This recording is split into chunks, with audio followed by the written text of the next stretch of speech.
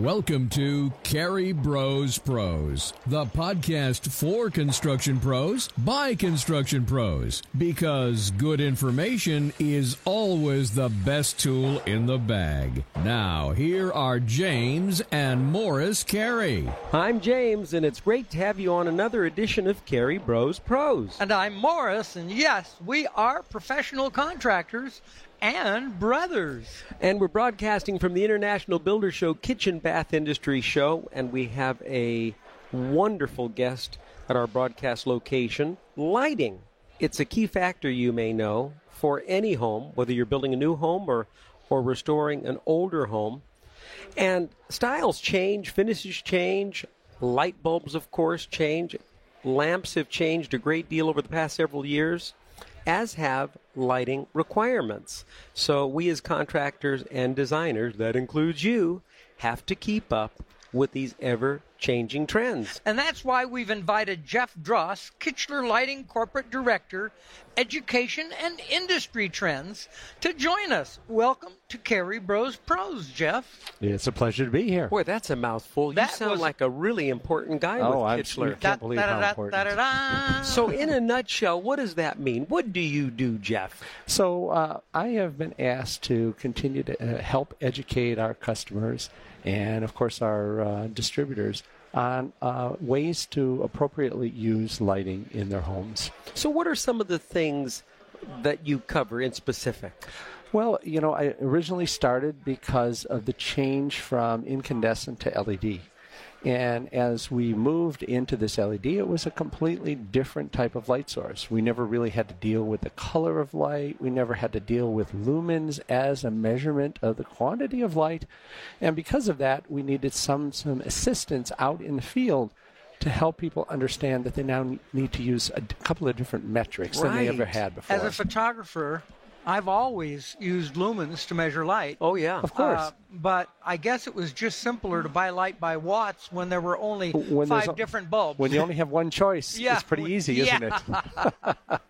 So that's a big task alone, just dealing with LED. So let's drill down on that, and let's talk a little bit about LED, how it's changed Kichler Lighting, what you're doing, and in specific, how it affects our pro audience listening. Oh, absolutely. So, LED it has changed the aesthetics of a product.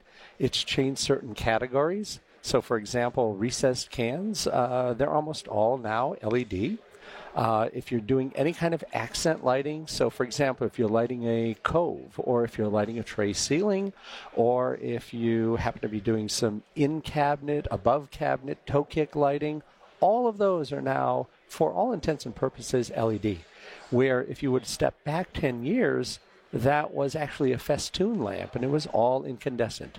So in a couple of instances, they have completely rewritten the script. If you're a landscape lighting contractor, landscape lighting is almost completely. It's a new world. It's a new world. It is a new world. And Absolutely. Let's talk about what that does for the curb appeal of the product that you're designing or constructing for your client, and what it does for safety and security. Oh, yeah, absolutely. I mean, that's a win-win situation. So you're saving energy, you're adding the security, and of course you can walk up the steps without stepping on the cab. And it all costs less. Yes. Oh, yeah. The operating cost is about 75 to 80% less than incandescent. I used to put my lighting on 2 separate circuits in an average house. Okay. Now, there isn't enough wattage to fill one circuit. Absolutely. And there is actually some talk that maybe they don't need to have quite as much amperage coming into the home as we used to because of this reduction of demand. We've been seeing electric panels increasing in size on a regular basis for the last several decades. Oh, yeah. And we had gotten to 200 amp services, and I thought that was the end of it. And suddenly 400 amps started popping up. Right. But now that's all going to change. I think so. I mean, even if you look outside of lighting and look at some other industries, the quantity of power that's being consumed is going to go down as well. Yeah. So let's talk a little bit more about LED and some of the things that specifiers, designers, builders, and remodelers need to think about. Kelvin temperature, lumens. Right. So give them a primer on some Absolutely. things that they need to consider and that they should look after. I would love to, because that's the thing. When we moved from incandescent to LED, we now needed to pay attention to some things that we never paid attention to before. Like you said earlier, when you only have one choice, it's pretty easy. But now we need to select color. So color temperature is very important. I always recommend to people they stay between two different color temperatures, 2700K and 3000K. 2700 for those warmer environments. So if you have a lot of wood, a lot of gold colors, beige neutrals, earth tones, 2700 is going to bring those colors out and make them look much more interesting and much more exciting.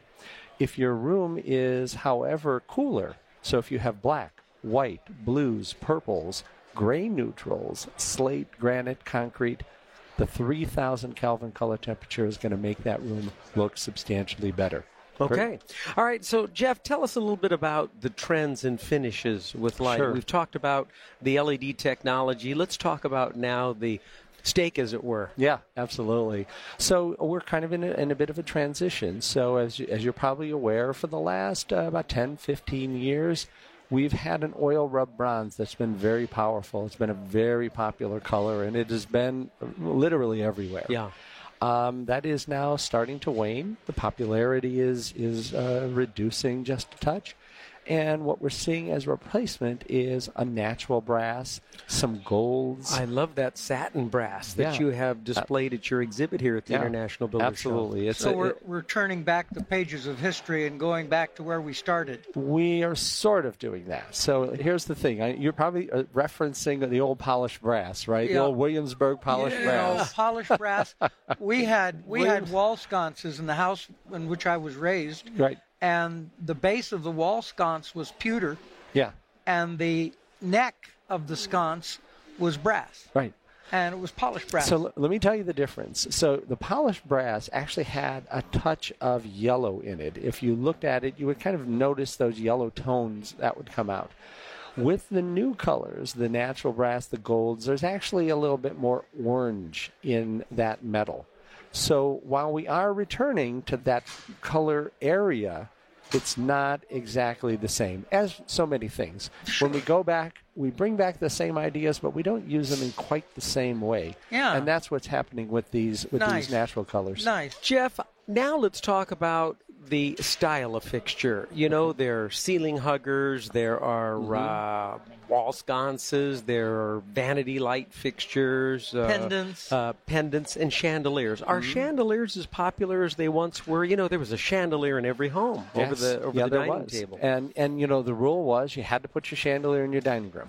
That's right. Right. Well, that's not necessarily the case anymore. We're putting them chandeliers in the entry hall. We're putting them in hallways. bathrooms. You should. We're You putting should. them in kitchens. Yes. And they're stunning. Right, And absolutely. I've got goosebumps, Jeff. Can you tell? I can tell. Yeah. Right through the shirt. I can see it. But, you know, truly, I mean, you just throw tradition out the window and Right. let's get edgy now. Yeah, absolutely. So, you know, what people are doing in the dining room is they're looking at perhaps some pendant use in the dining room. So it actually takes that dining room and it turns it a little bit more casual, and then bring that chandelier into the bedroom, and you've added a touch more elegance to it. Yeah. So play with those products. There's no rules. We don't have a lighting police. Right. We're all about Liberace. Yeah. Our mom loved crystal Oh, yeah. chandeliers. She sure All right, did. let's talk about baby boomers and aging in place. And Okay. Morris and I, as builders, design build Sure. contractors, and of course our audience listening consisting of folks that do design, space planning, building and remodeling, all have to deal with the aging population Sure. and meeting accessibility needs. How do we do that when it comes to lighting? So when we come to lighting, we have to realize that as we age, our eyes become much more sensitive to glare. And the thing that you can do as a contractor is look at the way you address lighting and try to figure out ways to ameliorate that glare. So the first thing I always tell people is make sure that you're using sconces on each side of the mirror as opposed to the single fixture over the top. because Gosh. what that does is it actually distributes light in a much more easy to manage way. Look at how the lighting is diffused. So think about how you might put some diffusers on that light. Indirect light is a beautiful thing for aging eyes to live with.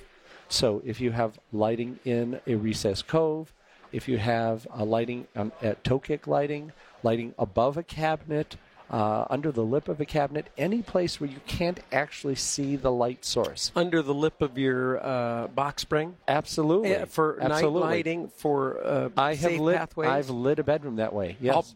I lit the underside of the bed. And that way, when you get out of the bed at night, you can easily navigate to the bathroom, because that actually is a very important element of lighting for seniors, because statistically seniors use the rest facilities in the evening much more than when you're younger. Morris can speak to that. I have electric searchlights in my bedroom. And a siren and a mirrored ball.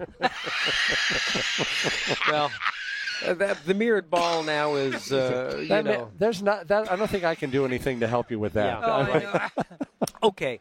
And of course, task lighting is important in the work areas. Absolutely. Like under cabinet task lighting, which is LED now and much improved. So, Sure. All right, Jeff, we've come to the point where we ask our Cary Bros Pros guests to share 3 points of success that they'd like to leave our pro audience with. 3 points of success. Okay, so 3 points of success. We did actually talk about one of them. Okay. I really want people to understand that they need to use 2700 or 3000 Kelvin lighting in That's a a home. good one. That is absolutely number one. Number two, think about how lighting can be an aesthetic element in a home. We always think about lighting as maybe technical. We want it to illuminate something, but it can be one of the areas that you use in your palette of design. So think about lighting as an aesthetic aspect. That's a wonderful point. And number three, take a little bit of a risk. Do something a little bit different. So forget about the chandelier in the foyer. Why not wrap that entire foyer in sconces instead? Oh. Your house is going to look a little bit different than Mrs. Jones, and then you'll be the envy of the neighborhood. Jeff, you have an appointment in my house next week. Okay. Our thanks to Jeff Dross, Corporate Director, Education and Industry Trends for Kichler Lighting, for spending time with us on this episode of Cary Bros Pros. You can learn more about their products and services at their website at Kichler.com. That's KICHLER.com.